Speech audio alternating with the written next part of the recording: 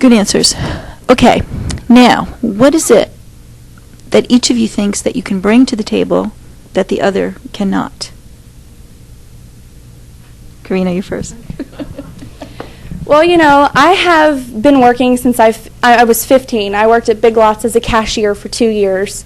And so really, that's one of the things I can bring to the table is my work experience and, my diversity in my work experience. I was a cashier, so I have, an understanding of keeping a balance of money and, keeping track of your money and your inventory. And then also I was a counselor for 2 years. And the second year I was a counselor, I was a disabled child counselor. I was more or less the director of that my specific camp.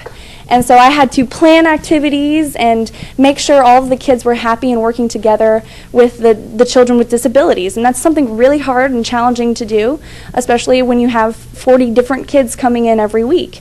And then also my experience at a country club, now that I've been promoted to maitre d' on Sunday, I'm working with such a diverse group of people. I'm working with 40-year-old Spanish people who can hardly speak English to, other students my age who are just there for a part-time job. And it's something that I really have experience balancing, and I have experience working with different people, training different people, talking to different people, planning events, and making sure everyone is happy together. And I think that's something I can really bring to the table for Phi Chi Theta is, bringing everyone together as a unit, making sure everyone's working okay, and then getting to our accomplishments, getting to our goals. And I think that's one of my best qualities as well. So. Thanks.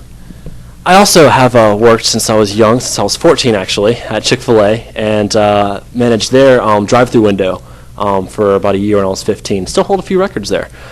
But I think what I bring to the table that Karina cannot is 3 years of working on my own leadership capacity and then actually utilizing it.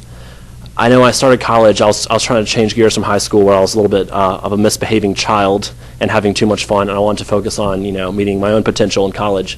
And I looked at people I wanted to be like, leaders, you see Richard Branson, you see, I actually looked at some older historical figures such as Napoleon, but that's beside the point.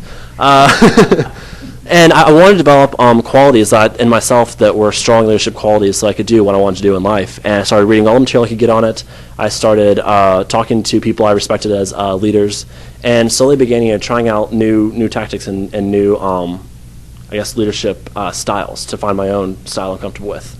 Since then, I've done several different leadership roles. I led a team of 11 honor students in a case competition or in a case study in my MGS class last year, and they're all type A personalities, so it was very, very difficult. But we came out on top, ended up winning that one, having the best grade in the class. I led a team of 11 students from different colleges all across the world in a case competition at Emory's Undergraduate Business School Leadership Conference last year. And that was exceptionally difficult because they also spoke different languages on top of having the type A personalities. And we ended up winning that one as well because I sat there and I just had a relentless drive on let's settle the issues at hand. We don't need fancy graphics on this display machine to settle the issues, and ended up pulling that one off. And then, of course, as you all know, I have led the real estate club and founded the business council. So there's a lot of history there of leadership experience and actually going out there and driving myself to be the best I can be when I lead an organization and drive an organization to be the best it can be. So, thanks.